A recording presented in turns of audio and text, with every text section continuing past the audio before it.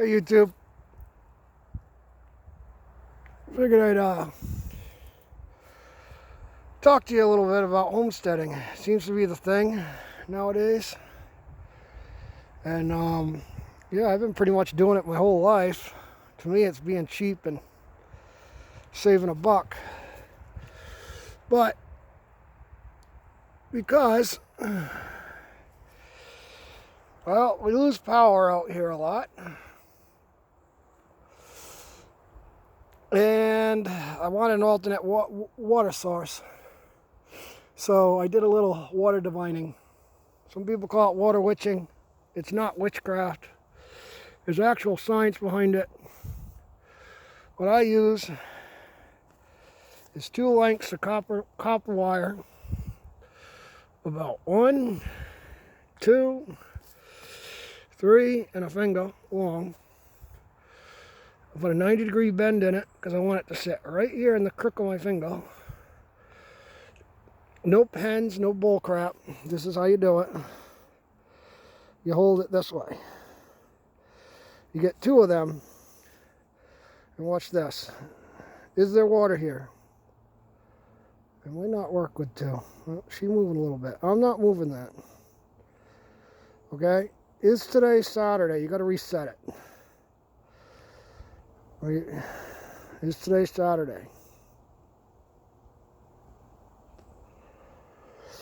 Is today Wednesday?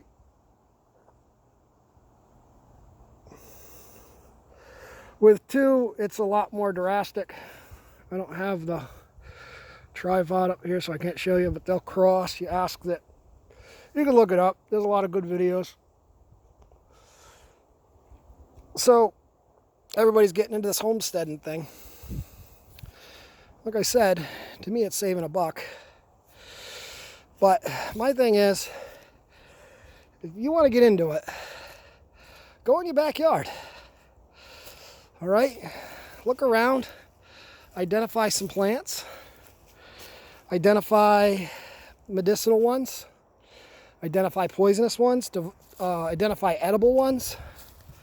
This here, that's either called native cucumber or Indian cucumber. It's got a small tuber on it. It's edible. See, that didn't take too long to figure out.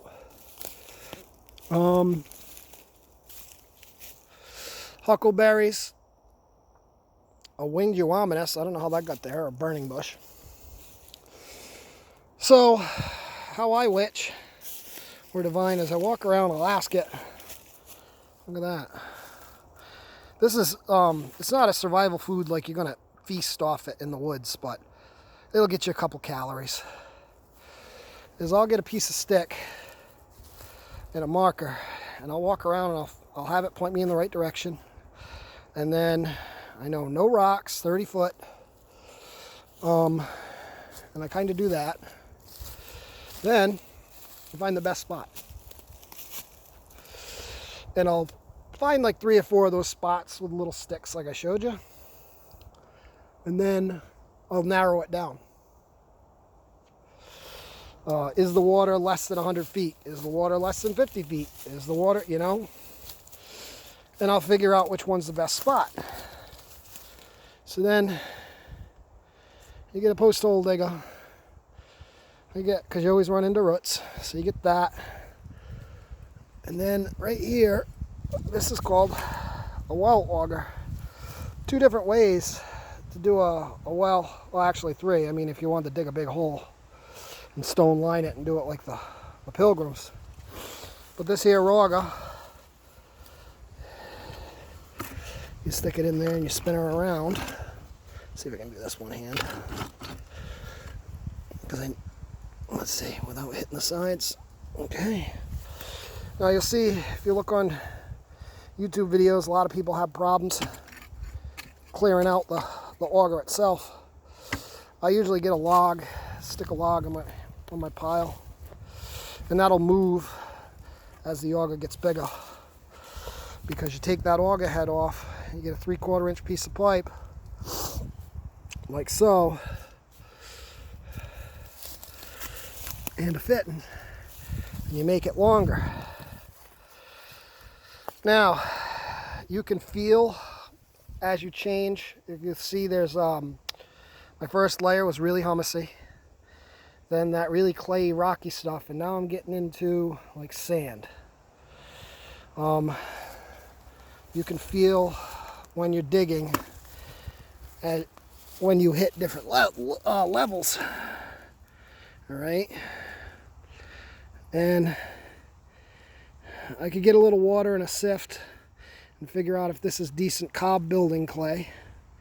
You see, but I can tell there's a little moisture in there because it's clumping together. And I'm only at like 5 or 6. Oh no, I'm at like 4 feet. Oh. Yeah, about 4 feet. So, if you want to homestead, find skills. Find things you can do in your backyard, blacksmithing. Even if you can't get outside, crochet, knit, sew. The biggest thing I would say is identify soil types, identify plants. A lot of people have this big romance thing getting off the grid. It's not really like that. I've lived without electricity, I've lived without water, and I've lived quite comfortably. But, you know, propane is a big thing for me. It's always been a big thing for me in my world. I lived in a trailer out in the middle of the woods. And, you know, I had propane. But this is my backyard. Now, I know there's water back here because that was state property, and those are houses now, and that was all swamp. So I know there's water back here. I divined around, I found the best spot, and that's going to be it. So that's going to be today's project. I'm going to put a little hand pump there. If you're into this stuff, look up Lyman's Amish hardware store. A lot of the old school stuff that doesn't require electricity, they still have. Get into trading, bartering with your neighbors. Craigslist is a great resource. I traded today for an old DeWalt screw gun that I think somebody gave me. It had 1 battery, and I traded that for 2 hand well pumps. Do they need new leathers? Yes, but I can pick them up relatively cheap with Lyman's. $6-7 a piece. Because of this whole COVID thing, I've been really haven't been making videos like everybody else. I've been stuck in the house. I found myself in ads, if you know what an ads is, and I was playing with it, and I'm gonna get that down. And then the other thing I bought was a cheap sawmill, and I was playing with that. I really don't like the design of it. I got to get the welder out and customize that, because she could do better. We'll put it that way. These are the things I'm doing in my backyard. It doesn't have to be a today, a now thing. You can start small. Have a small garden. Even if it's a container garden on your back porch. Teach yourself how to can. Canning's easy.